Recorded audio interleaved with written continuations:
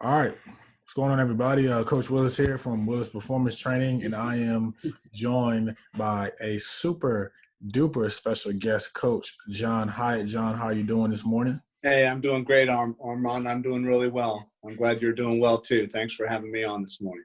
Well, I appreciate you joining. I appreciate you joining me this morning. So this is something that's been long overdue. I know we were supposed to do a podcast a while ago, but I definitely wanted this opportunity to chat with you in front of people, and we can learn a little bit more about what you do and how you help, and you can tell us about yourself and just what you do, John. So the floor is yours. All right, man. Sounds good.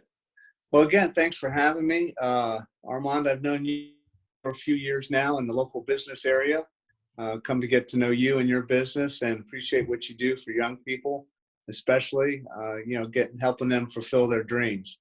I kind of do something similar, except I'm more of a mindset guy. So my business is called John Hyatt Solutions for Leadership and Life.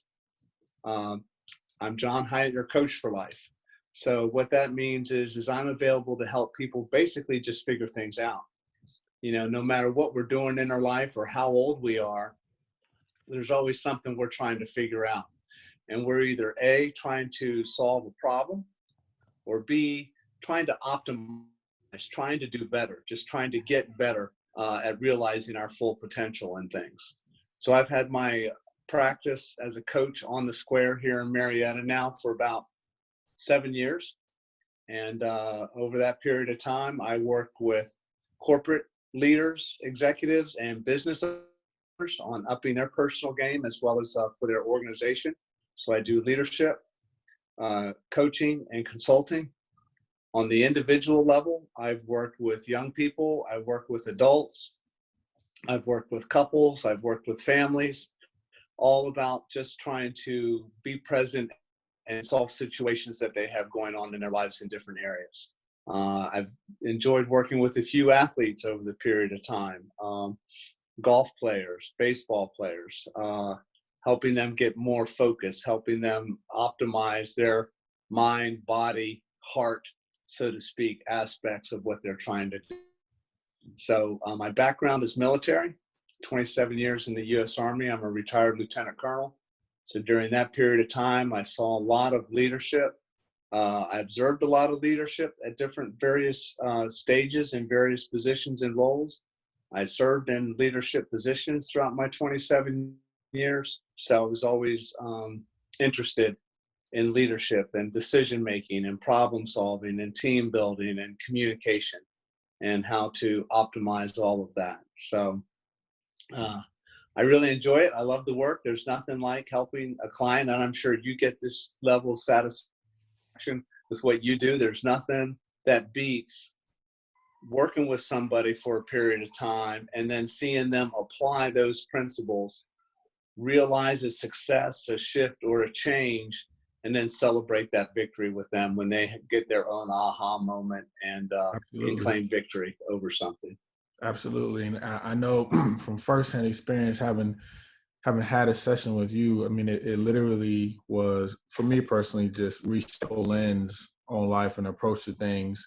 And I mean, you're just amazing at what you do, John. And I've told you this before, the energy and stuff that you present whenever you come into a room is very contagious. And just from listening to you talk to other people and deliver your either mini presentation in our networking group or your 7-minute, it's always inspiring. So, I mean, I really appreciate it.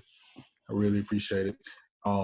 Which brings me to my next question. I know one of the things that you emphasize a lot is showing up available and being present.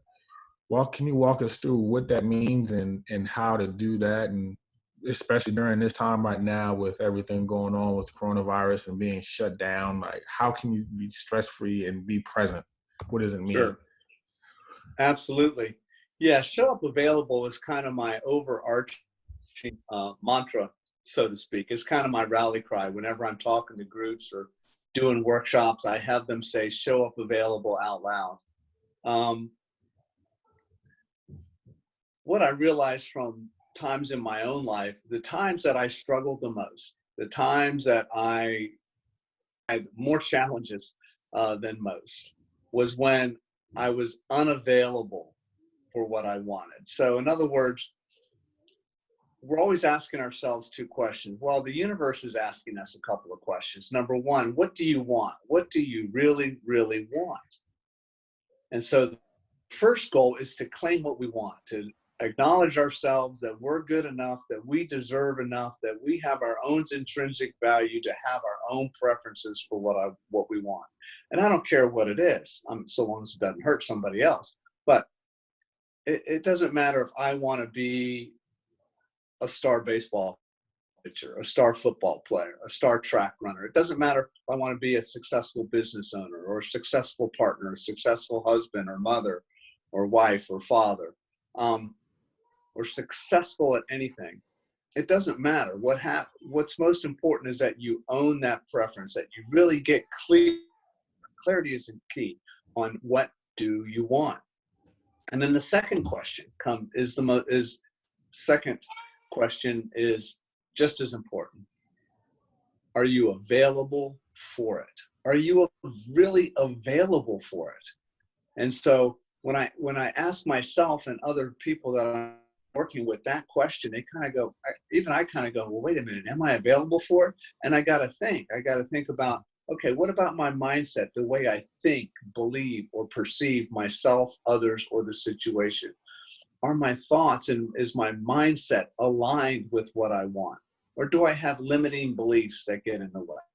Do I have old perspectives, old opinions, inaccurate beliefs about myself, somebody else, the situation that can make me unavailable for getting what I want?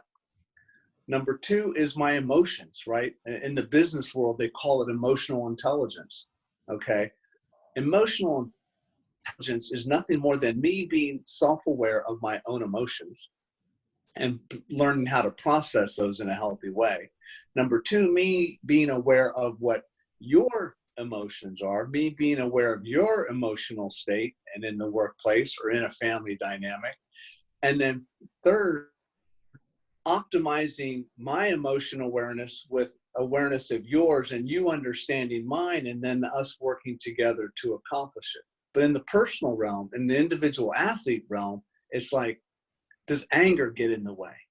Does self-judgment and self-criticism, do those kind of feelings get in the way? Do feelings of doubt, insecurity, low self-esteem, sadness, perfection mindset, do my emotions get wrapped around those things in a way that make me unavailable? So,